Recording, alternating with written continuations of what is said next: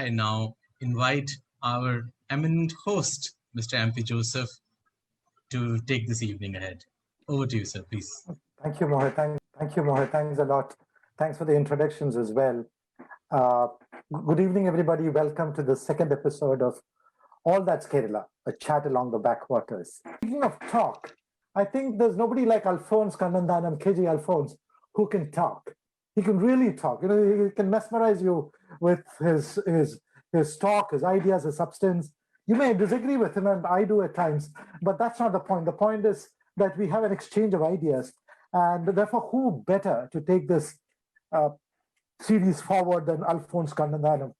And I think they're absolutely wrong for me to introduce Alphonse to you. He is so well known, I'm not. And but then courtesy demands that I should do it. First thing, of course, as those of you know him, he can hold you spellbound with his ideas, with his talk, with his stories, etc. And to introduce him, I'd say that to me, first and foremost, he was a bureaucrat like me from the IAS. He's 1 year junior to me. He's from the 1979 batch. But many are senior to me in thinking, in politics, in writing, and so on. He took his premature retirement many years ago, and then he went on to stand for elections from the Kanyarapalli constituency in Kerala and became an MLA, a member of the state legislative assembly, representing that spice town, as we would call it, set in the mountains, Kanyarapalli. And then after 5 years, he moved on. He became a member of the parliament of the upper house, Rajya Sabha, and then went on to become a minister, the minister for tourism, independent charge, minister of state for tourism, independent charge in the in Modi's first government. He also, of course, played a very important role in the DDA when he was in the IAS. So that's a very, very short introduction to him because he really doesn't need introduction. But I have a very special relationship with him. A relationship with, I think, very few people know. He was the best man at my wedding many, many years ago. He came home. I was staying in Panapalli Nagar then. I got into the IAS. This was, I think, 80. And then he came home Sunday morning. I'm sorry, the wedding day morning. I think it was a Sunday. And then there are the photos. He dressed me up. Those little errors in my, in my tie, he straightened up. And then he went to the church with me. He was behind me in the church. You can see that photograph there. And he prompted me to say, I do, when he saw me sort of hesitating. so I said, I do, because he sort of prompted me from behind. You can see him prompting me from behind. And so there it is. So our relationship is very special, and it goes a very long way. Alphonse, I've never told you a thank you for that. So let me use this occasion to say, Alphonse, thank you so much for being my best man. Those days, being a best man was a great thing. So thank you so much, and thank you for prompting me. Men have these last-minute doubts about marriages. So thank you for prompting me and making me, commit myself. Thanks a lot. But we are not talking about me and my wedding today. We're talking about Munnar in the mountains. Alphonse is perhaps a right person, the most appropriate person to speak about Munnar. Why? Because why did we choose Munnar? For two reasons. One, because Munnar represents the mountains of Kerala. When people talk about Kerala and its mountains, they talk about Munnar, they think about Munnar. Now, just as there is a very special place for me in my relationships with Alphonse, Munnar has a very special relationship with him. His first posting after he got into the IAS as assistant collector and sub-collector was in Munnar. Devikulam is officially the town close by. It's sub-collector Devikulam, but really sub-collector Munnar. So even though this is a chat along the backwaters, and there's a contradiction in terms of talking about Munnar and the mountains, yet I think, what is Kerala without the mountains? And who better to talk about Munnar and the mountains than Alphonse? Alphonse, welcome. Thank you once again. Thank you, Joseph. Thank you, Joseph. My pleasure. Thank you for the very, very generous words. You've been very kind. I think that's because you are my friend, you are my senior, and it's been an incredible relationship. You being there, and you see when you're the collector of Cochin, we all really looked up you. This young, handsome, dynamic man who really transformed Cochin. and of course went to be a UN civil servant, famous guy, and a specialist on Cambodia and a whole lot of things. So Joseph, I was just wondering if I didn't prompt you to say I do that day, what would have happened? I don't know. Thank you so much. Yeah, carry on, please. Yeah. Yeah, thank you so much. I think I would have said that I do in any case. Thanks anyway for that. But then, can you tell us something about what Munnar is all about, how it began, and how it got this predominance of plays in Kerala tourism? Joseph, yeah, I was posted after my training in Masuri Academy itself. We got the order of me posting me to Devikulam. And I said, my God, how terrible. I mean, you can't get a worse place than Munnar because there are no telephones working there. There is, I mean, the transport was bad, the road was bad, the road to Munnar was there.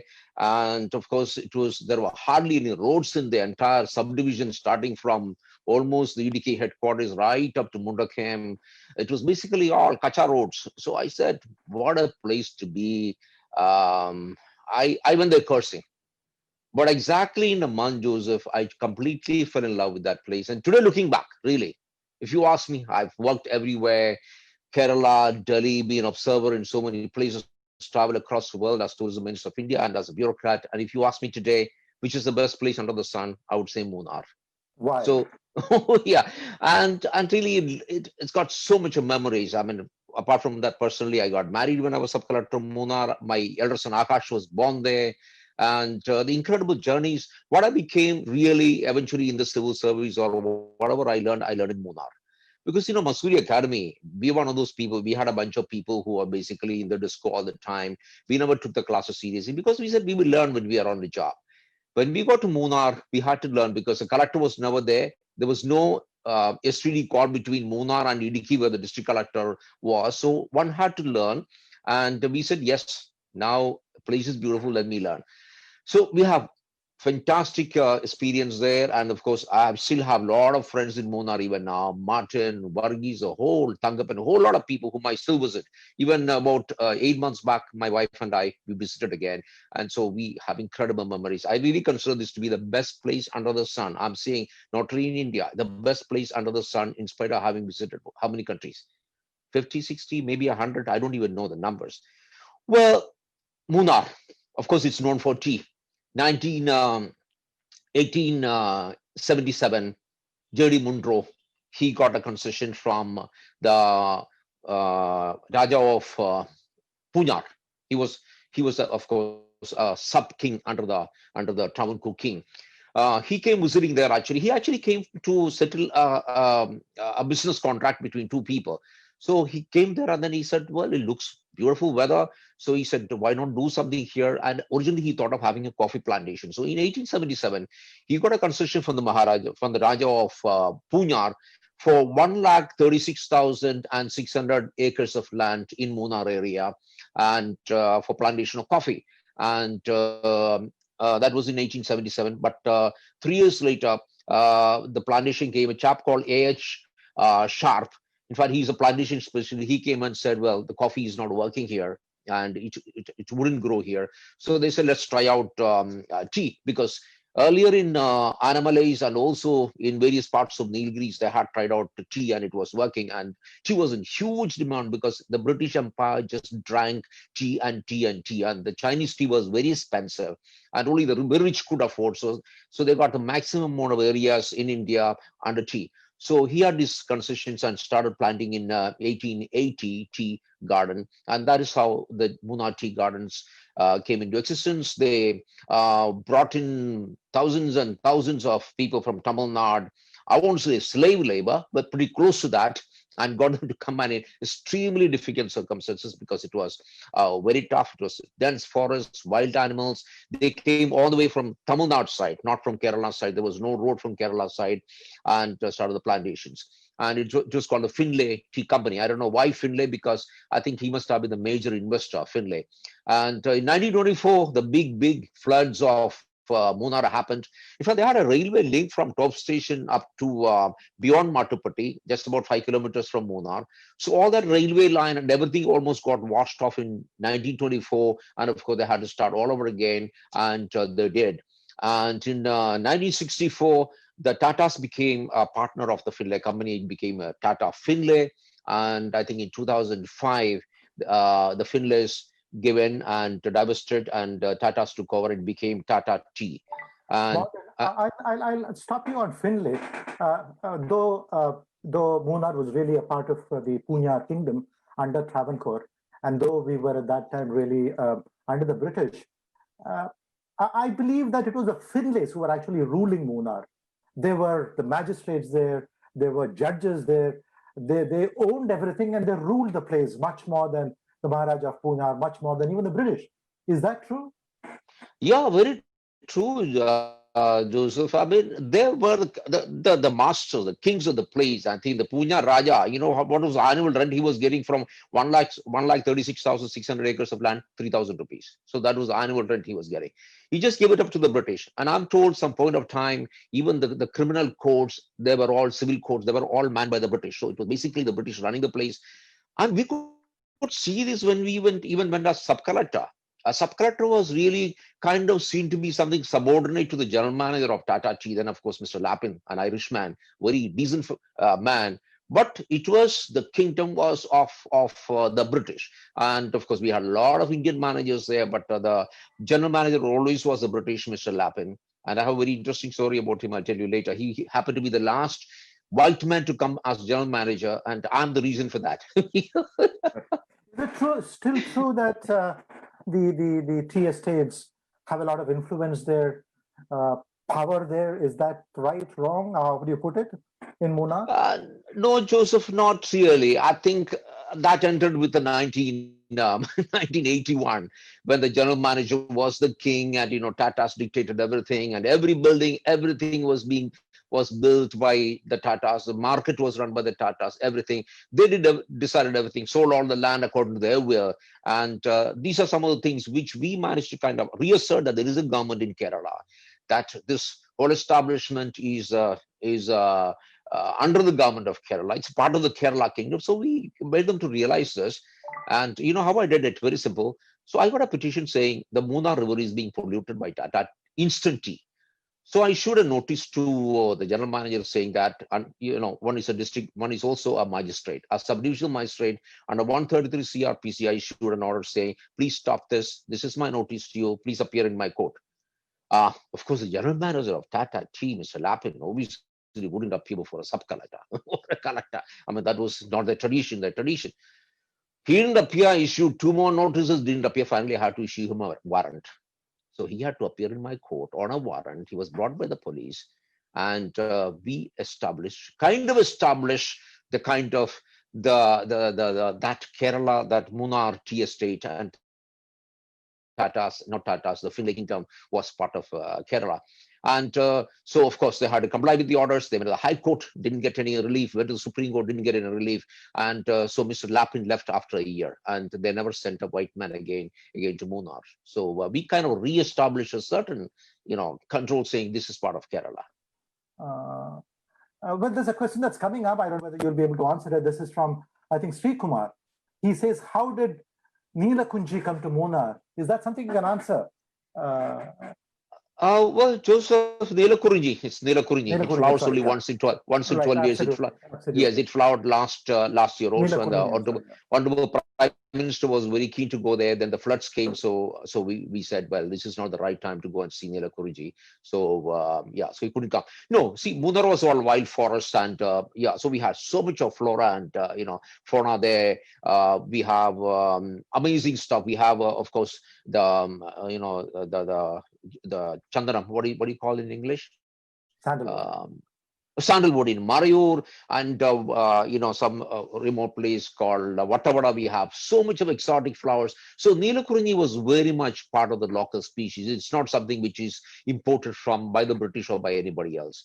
And I just had one chance to see that, not when I was a sub-collector. I went back there once to see that when it flowered once. I think I was in Delhi and I came back. And it's an incredible story. You'll see the entire mountains, purple and blue, and you can't even describe the colors. It's beautiful. I was in Munnar, I think about 2 or 3 years ago. The drive from Kodamangalam, from up the hills, is beautiful. I mean, it's one of the most exquisite It's one of the most scenic road journeys one can think of. It's those tea gardens, there's more manicured tea gardens, the lower hills, the rubber plantations, and so on. It's tremendously beautiful. But once you reach Munnar town, Munnar is a dirty little town. The day I went there, it was raining. It is a dirty little town like most of India's hill stations. Why is that so? Why is Munnar, our Kerala towns are quite clean, but why is Munnar so dirty? Joseph, let me it's an incredible journey you go from Kodamangalam, you reach Nedimangalam Bridge. That's where you start to climb up the forest to reach Munnar. It's an incredibly beautiful drive. And of course, first about 20-30 kilometers is actually still forest. And of course, when you're driving all alone, which I was doing most of the time, and Joseph, I was driving most of the time myself. I had a old rickety Jeep without even a cabin. So, with the canvas, I was supposed to be the only sub-collector without a car. And to get you old Jeep. So I used to drive it myself most of the time. Incredible journey. You know how this road was built from Nedimangalam to Munnar? The Maharaja, this was built by the Maharaja of Travancore. Because it was such dense forest, what they did, they were throwing coins ahead of the lane, of the road alignment. And people said, you have to cut the forest, everything out there to go and collect the money. So they would keep on throwing this money, and these people could collect the money. And of course, that is how the whole road was built, because it was so difficult to build. Yeah. Is that true? Is that a real story, or is it one of those legends? No. This is true story. In fact, when you go from Nedimangalam, you go another 2 kilometers. There is a sharp bend. You see also foundation stone there. The foundation stone for this road was laid by Maharaja or Maharani. I don't exactly remember. I mean, that is most often a urinating point for most people, because it's a huge flying up there. Yeah, you're true. So you drive around 20-30 kilometers, you reach close to Adimari, then of course plantations start, not plantations, coconut plantations and all that start. You reach Adimari.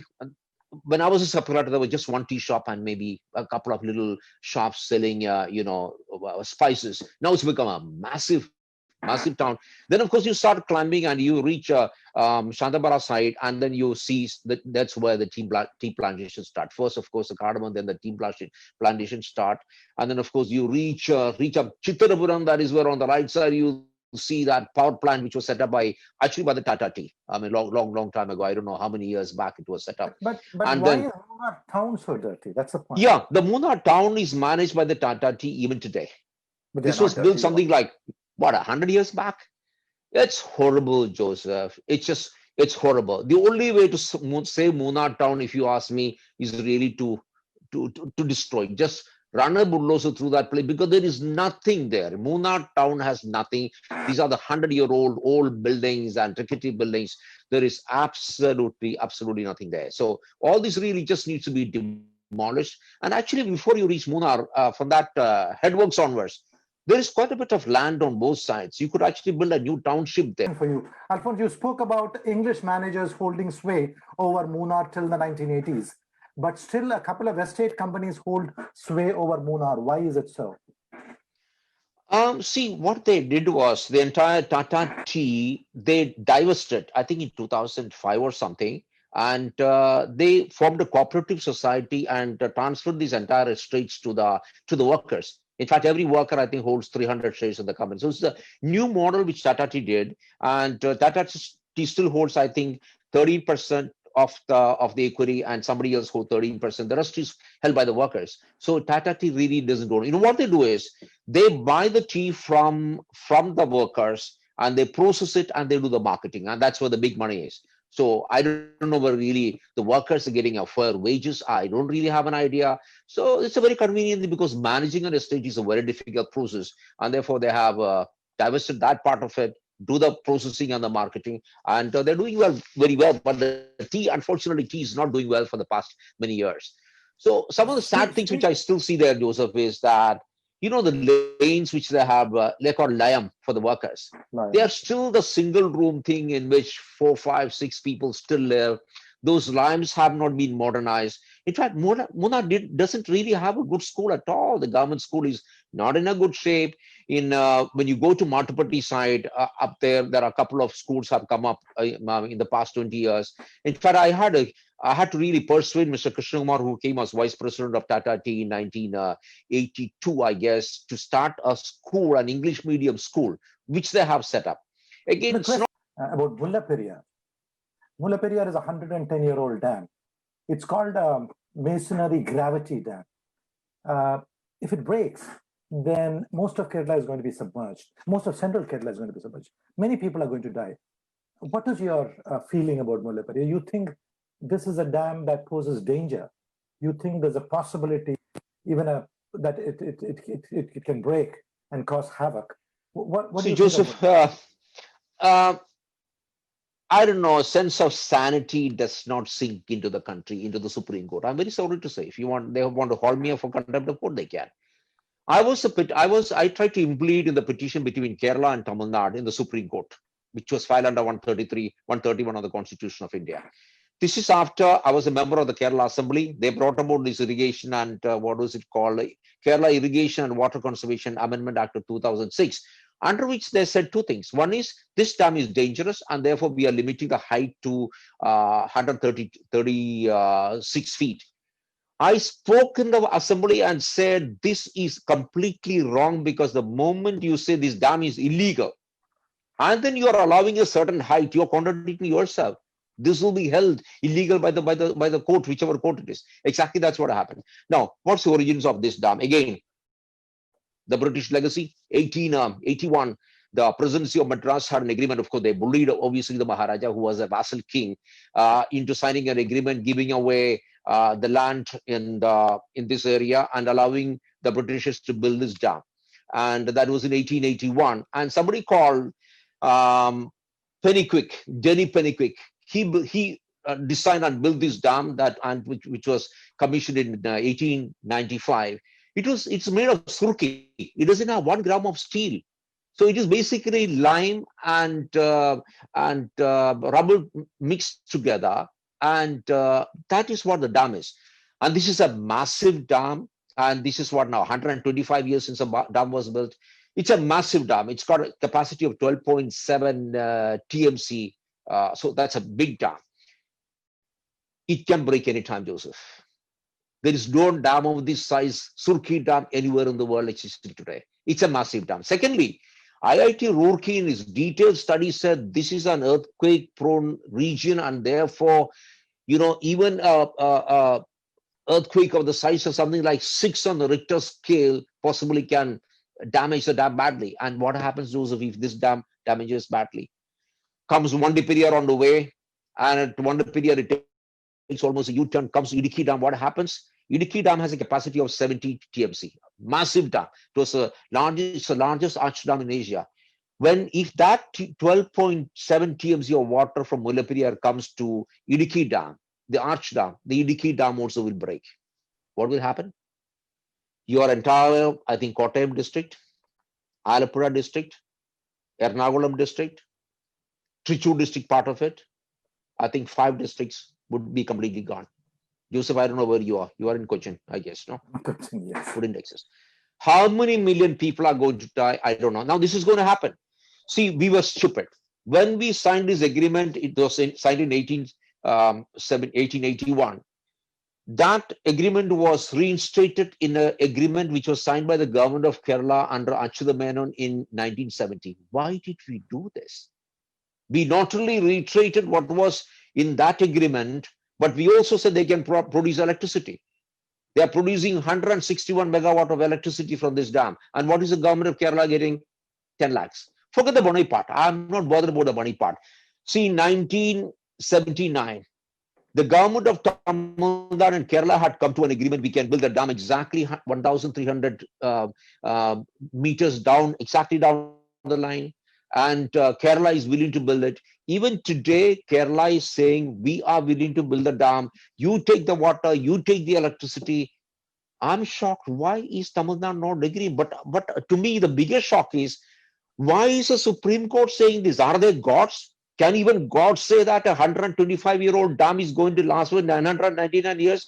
Joseph, what is most shocking? Even the 1979 agreement says this agreement is valid for 999 years. You think the Surkhi Dam is going to last for 999 years? Why are their lordships in the Supreme Court not trying to understand? Now, where does the blame go to? The Supreme Court had appointed a 5-member committee, including somebody from Kerala. I don't want to name the person, who's a friend of mine, a chairman from Tamil Nadu, and they said this dam is structurally and hydrologically safe. That is the word used, and Supreme Court went by that.